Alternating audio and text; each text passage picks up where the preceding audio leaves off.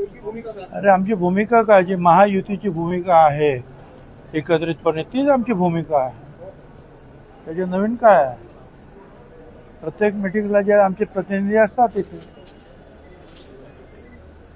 नाराजी देखील व्यक्त केली होती कोणी? हिरामन खोसकर. हा? हिरामन खोसकर यांनी नाराजी मी काय ऐकलं नव्हतं. 6 वर्ष परत दिसतच नाही. मी नाही काय ऐकलं बाबा, मला काय माहिती. आज ते मला भेटली पण नाही. ते काही कामासाठी बाहेरगावी दिल्लीला कुठे जे गेले. उमेदवार आहेत साहेब नरेंद्र दराडे, त्यांच्यावर अनेक नगरसेवक मतदारांनी नाराजी व्यक्त केली होती की निवडून आल्यानंतर 6 वर्ष ते कुणाला दिसत नाही, कुणाला भेटत नाही. त्यामुळे एक रोष होता आणि त्यामुळे कुठेतरी तिढा कायम होता. आता या सगळ्या चर्चा झाल्या, त्याच्यानंतर महायुतीने ठरवलं, तर मला असं वाटतं की मुद्दा संपला. साहेब, येवल्यामध्ये दराडे आणि भुजबळ कुटुंबाचं राजकीय वैमनस्य अनेक वेळा बघायला मिळतं. याचा कुठेतरी परिणाम होईल अशी देखील चर्चा आहे. काय परिणाम होणार आहे? आता हे ठरलं आपलं महायुतीचा, तो परिणाम काय होणार? जे काय नाराजी नाट्य सगळं रंगलं की मागे नंतर आणि काही दिवसांनंतर आता हे चालूच आहे. पहिल्यांदा अनेकांनी फॉर्म भरले, मग काही लोकांना हे करून त्यांनी माघार घेतले, मग काही माघार घेतच नव्हते, त्यांनी तसेच राहिले. मग त्याच्यावर मिटिंगा स्वतः मुख्यमंत्र्यांनी लक्ष घातलं अनेक ठिकाणी. अजून काही ठिकाणी गडबड आहेच, म्हणजे आपल्याकडे नाही पण दुसऱ्या जिल्ह्यामध्ये सुद्धा.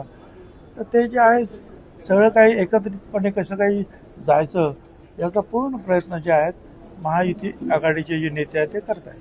साहेब, अजितदादांकडे जे अर्थ खातं होतं ते नंतरच्या काळामध्ये मुख्यमंत्र्यांकडे खातं दिलं आणि तेच खातं इतर कोणी दुसरं चांगलं सांभाळू शकत नाही, मुख्यमंत्रीच ते चांगल्या पद्धतीने सांभाळू शकतात असं मत संजय राऊतांनी व्यक्त केलंय.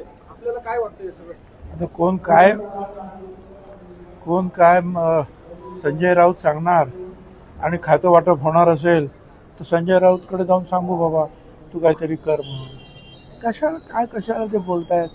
जे आहे ते बघतील अंतर्गत काय आहे ते. सुनेत्रा ताई आहेत, त्या जातील मुख्यमंत्र्यांशी बोलतील. बाकी दुसरं बाहेरून कोणी बोलून काय फरक पडणार आहे का? साहेब, राज्यसभेसाठी आपलं नाव जवळपास निश्चित होतं, सगळं निश्चित होतं, मात्र त्यानंतर ते झालं नाही. मग आपल्या समांतर आता पोस्टर्स देखील लागले होते, येवल्यात लागले, नाशिकला लागले. नेमकं हे बघा, मी सांगितलं होतं मला जायचं आहे 15 दिवस अगोदरपासून. पण मी जात असताना इतर जे काही आमचे काही नेते आहेत त्यांची सुद्धा जी काही कर्तबगार जे आहेत लेकरं आहेत त्यांना सुद्धा तुम्ही संधी दिलेली आहे इकडे किंवा तिकडे. मी म्हटलं समीर आहेत, पंकज आहेत, हे या राष्ट्रवादी पक्षाच्या स्थापनेच्या पहिल्या दिवसापासून प्रचंड मेहनत घेतलेली आहे. फक्त ते जरा थोडंसं बॅकस्टेजवर राहायचे. खासदारसुद्धा निवडून आले. तर मग म्हटलं आता ठीक आहे, मला राज्यसभेत 2 वर्षाचं आहे ते, मी जातो आणि इथे जे आहे समीर भाऊ यांना आपण मंत्री करूया. परंतु तो पिरियड जो आहे कम्युनिकेशन गॅपचा तो फार कमी होता. मी जरी 15 दिवस अगोदर सांगितलं तर विचाराची देवाणघेवाण काही कदाचित पडदिशीची झाली नाही. आणि त्याच्यामुळे मग ते एवढा कमी पिरियड राहिला की त्यांनी सांगितलं आता ताबडतोब होणं काही शक्य दिसत नाही. ज्या वेळेला पूर्ण मतदारसंघामध्ये अजून आमच्या इथे पण काही मंत्री नेमायचे आहेत, आणखीन BJPचे पण काही मंत्री अजून त्यांच्या जागा शिल्लक आहे, काही त्यांना बदलायचे पण असतील, काही कोणाला काय करायचे असतील. तर हे जेव्हा रिशफल होईल त्यावेळेला आपण त्याचा नक्की विचार करू. त्याच्यामुळे मी गप्प बसलो. आता मला ते तुम्ही म्हणाले की येवल्यामध्ये बॅनर लागले वगैरे, अरे जो पक्ष पवार साहेबांच्या खांद्याला खांदा लावून मी स्थापन केला आणि माझ्या बरोबर समीर, पंकज आणि त्यांचे सगळे कार्यकर्ते सगळे होते, त्यांनी दुसरा विचार करण्याचं काही कारणच नाही ना. पक्षच आमचा आहे.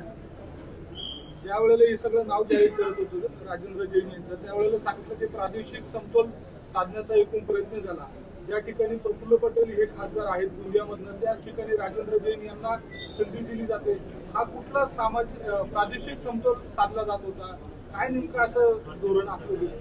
पक्षाने निर्णय घेतला त्यावेळेला साधक बाधक चर्चा झालेली आहे, निर्णय झाला. त्यांची आता म्हणजे बिनविरोध निवड सुद्धा झाल्या. आता त्याच्यावर काय चर्चा करायची. पण यामध्ये समीर भाऊंना आता पुढे काय मिळणार, कारण आपली देखील ती मागणी होती की अरे एवढे वर्ष पुढे तो काय मागत होता. काय आता संधी आली आणि मला जायचं होतं आणि त्यामुळे इतर ठिकाणी जसं आहेत कुणाचे म्हणजे दोन्ही ठिकाणी संधी आहे तशी संधी मिळावी एवढंच त्याचा अर्थ होता. बाकी त्याला एवढं काही सिरियस घ्यायचं काही कारण नाही. पण साहेब या सगळ्या दरम्यान प्रत्येक वेळेला काहीतरी बोलावं लागतं किंवा प्रत्येक वेळेला काहीतरी तुमच्याच बाबत असं का वारंवार होतंय. सुरुवातीच्या काळामध्ये काही महिने तुम्हाला मंत्रीपद दिलं गेलं नाही, नंतरच्या काळात ते मंत्रीपद दिलं गेलं. राज्यसभेच्या काळात सुरुवातीला अगदी तशाच स्वरूपाचं घडलं, आत्ताही तशाच संदर्भात घडलं. तुमच्याच वाटेला हे वारंवार काय येतं, याचं काय खंत वाटतंय आपल्याला. एक तर तुम्ही जे प्रश्न विचारता ते टी व्हीवर कधी दाखवले जात नाही. मी जेवढं बोलतो तेवढंच काय. आता मीच बोलतो कारण तुम्ही जो विचारता म्हणून बोलतो. पण तुम्ही काय विचारतात ते टी व्हीला दाखवत नाही. भुजबळ असं म्हणाले आणि भुजबळ तसं म्हणाले एवढंच असतं. तर मी काय मला खंत नाही काय नाही काय. मी आहे तसा आहे, शांत आहे आणि पक्षाचं काम करतो आहे. पुन्हा एकदा राष्ट्रवादीच्या विलिनीकरणाची जोरदार चर्चा सुरू झालेली आहे महाराष्ट्रामध्ये. आपण राष्ट्रवादी पक्षाचे ज्येष्ठ नेते आहात. आता ही चर्चा जी आहे ही मीडियामध्ये असते आणि ह्या चर्चा मीडियामध्ये आम्ही करू शकत नाही. जर काय होणार असतील तर पक्षाच्या ज्या आमच्या प्रमुख आहेत त्यांच्या पक्षाचे प्रमुख वेळ येईल त्यावेळेला ते विचार करतील. परंतु सध्या जे आहे 15 दिवस झाले 20 दिवस झाले का मीडियामध्ये जे आहे येतो आणि त्याला काय करायचं आपण. आणि पुढे असं काय सूत्र मी शोधतो कधीच सापडत नाही. या चर्चा होण्यामागचं कारण असं आहे की आपल्या पक्षातले अनेक ज्येष्ठ नेते जे आहेत ते वारंवार पवार साहेबांना भेटायला जातात. कोणाला आपल्या पक्षातले नेते राष्ट्रवादी अजित पवार गटातले नेते शरद पवार साहेबांना भेटायला. अरे मी जातो अनेक वेळा भेटायला, त्याच्यात काय अडचण आहे. अरे ते जे आहेत या देशातले जुने जाणते नेते आहेत. प्रत्यक्ष मोदी साहेब सुद्धा त्यांना भेटतात, इतर लोक सुद्धा त्यांना मान सन्मान देतात. आमचे तर ते संस्थापक अध्यक्ष आहेत राष्ट्रीय. मी महाराष्ट्राचा संस्थापक अध्यक्ष होतो, प्रांताध्यक्ष. अशा अनेकांचे जुने संबंध जे आहेत असतात. कोणाला कशासाठी, कोण कशासाठी, कोण तब्येतीची विचारपूस करण्यासाठी, कोण साखरेचे प्रश्न, कोणी पाण्याचे प्रश्न, कांद्याचे प्रश्न घेऊन त्यांना सुद्धा भेटतात. कारण त्यांचे सुद्धा खासदार आहेत, त्यांचे सुद्धा आमदार आहेत. ज्यांचे काम आहे त्यांना भेटतात. त्याच्यामध्ये चुकीचं असं काही नाही. किंबहुना त्यांची हे बाकीचे महाविकास आघाडीचे लोक सुद्धा फडणवीस साहेबांना भेटतच असतात, शिंदेना सुद्धा भेटतच असतात, सगळ्यांनाच भेटत असतात. त्यामुळे अशा भेटीगाठी ज्या आहेत लोकशाहीमध्ये होत असतात. आणि आपण जो आहे हे एकमेकाचे राजकीय विरोधक जरी असलो तरी राजकीय शत्रू नाही. ऑपरेशन टायगरची पुन्हा चर्चेवर आलेली आहे. उद्धव ठाकरेंचा एक गट खासदारांचा शिंदे शिवसेनेत जाईल. उद्या उद्धव ठाकरेंवर बैठक देखील बोलू नये असं तुम्हाला वाटतं. अशी सूत्रांची माहिती तुम्हाला काय मला माहित नाही ना. केंद्र सरकारला 12 वर्ष कंप्लीट होत आहेत. नरेंद्र मोदी सरकारला 12 वर्ष कंप्लीट होत आहेत. या संपूर्ण 12 वर्षाच्या कामगिरीकडे कसं बघता आपण. नाही, अतिशय चांगलं काम जे आहे या 12 वर्षाच्या मध्ये झालेलं आहे.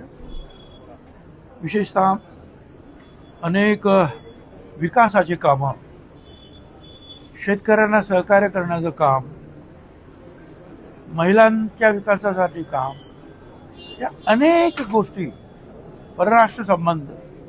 आज सुद्धा तुम्हाला मी सांगतो अनेक देशामध्ये पेट्रोल डिझेल मिळणं दुरापास्त आहे. म्हणजे किती पैसे द्या तरी मिळत नाही. अशा वेळेला कुठूनही वेगवेगळ्या देशांशी संपर्क साधून एवढ्या मोठ्या 140 कोटी लोकांच्या देशामध्ये हे आणलं जात आहे. तर ही सगळी जी राजनीती जी आहे त्याच्यामध्ये सुद्धा ते यशस्वी ठरत आहे. त्यामुळे त्यांचं अभिनंदन. जेवढं करावं तेवढं थोडं आहे. नाफेड आणि एनसीसीएफच्या संदर्भातला मुद्दा आहे. प्रत्यक्ष बाजार समितीमध्ये जाऊन कांदा खरेदी करावा अशा स्वरूपाच्या सूचना दिलेल्या होत्या. होय, आम्ही सांगितलं दिल्लीच्या मीटिंगमध्ये आणि अमितभाई शहानी सांगितलं तुम्ही म्हणता त्याप्रमाणे APMC मध्ये मार्केट कमिटीमध्ये खरेदी होईल असं त्यांनी सुद्धा सांगितलं. आणि मला असं वाटतं की आम्ही सुद्धा अशा प्रकारचे जे आहेत ऑर्डर्स दिलेले आहेत. खरेदी सुरू होऊ शकलेली नाहीये.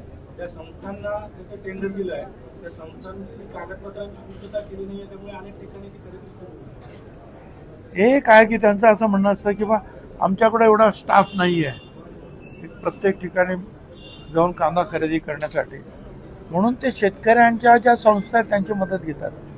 पण त्याच्यामध्ये जे मागच्या वेळेला आम्हाला असं आढळून आलं की काही नेत्यांनीच त्या संस्था स्थापन करून त्याच्यामध्ये मोठ्या प्रमाणामध्ये गडबड झालेली आहे. म्हणून लोकांचं आणि स्वतः नाफेड जर उतरलं तर आपोआपच मार्केटमध्ये 200-300 भाव वाढतो, पण कॉम्पिटिशनला आले ते. हा त्यातला मुद्दा आहे. दक्षता समितीने त्याबाबतचा अभ्यास केलेला होता, चौकशी केली होती. 9 महिन्यांपूर्वी अहवाल सुद्धा दिला होता सहकार विभागाला आणि जिल्हाधिकाऱ्यांना, मात्र कारवाई झाली नाही. लाल फितीमध्ये तो सगळा अहवाल अडकलाय. ते मी बघतो ती लाल फीत कुठे आहे काय ते पाहून नंतर विचार करू. साहेब, तुकाराम मुंडे आता पुन्हा एकदा चर्चेत ठरतायत. कुठे त्यांच्या प्रतिमेला दुग्धाभिषेक झालेला आहे. सोशल मीडियात अशी देखील मागणी केली जाते की मुंडेंना आता झेड सिक्युरिटी द्या. पण दुसरीकडे असाही प्रश्न आहेत की याआधी या कारवाया का झालेल्या आहेत तुकाराम मुंडेंच्या आधी? प्रश्न नाही समजला. तुकाराम मुंडे आता धडक कारवाया पुन्हा एकदा करतायत. चांगली गोष्ट आहे ना. अहो हे अन्न आहे, दूध आहे, खायचे पदार्थ आहे, पिण्याचे काही पदार्थ आहे, या सगळ्यामध्ये भेसळ सर्रास होते आपल्या सगळ्यांना माहिती आहे. मी तर स्वतःच फोन करून त्यांना सांगितलं बाबा या मुंबईमध्ये हे जे दूध हे आहे गोरगरिबांचे येते, परंतु ते जे गोरगरीब दूध घेतात ते जे मुळातलं जे दूध आहे ते जे ते काय ते इंजेक्शनच्या सोयीने बाहेर काढतात आणि पाणी टाकतात, तेही घाणेरडं पाणी, आणि त्याच्यामध्ये काय काय वेळा केमिकल्स असतं आणि त्यामुळे किडण्यांचे रोग जे आहेत वाढत आहेत आणि मुळं मला तर त्यांचं भविष्यच उद्ध्वस्त होतं. म्हणून तुम्ही याच्यावर जास्त जोर द्या काय, आणि जेवढी कडक कारवाई करता येईल तेवढी करा. अन्नधान्यामध्ये औषधांमध्ये भेसळ करणाऱ्यांना अतिशय कडक मोका लावायचा असेल तर मोका सुद्धा लावलाच पाहिजे. कारण त्यामुळे जे आहे तुम्ही अनपेक्षितरित्या तुम्हाला माहीत असताना सुद्धा तुम्ही लोकांचे जीव घेता, खोटी औषधं भेसळ वगैरे देऊ, म्हणून हे आवश्यक आहे. मुंडेच्या आधी कारवाया का झाली असे सोशल मीडियात प्रश्न केलं ना. झगडे साहेब होते त्यावेळेस खूप कडक कारवाई झाली. जे आहेत हिप्स वगैरे जे काही लावतात काय म्हणतात बघ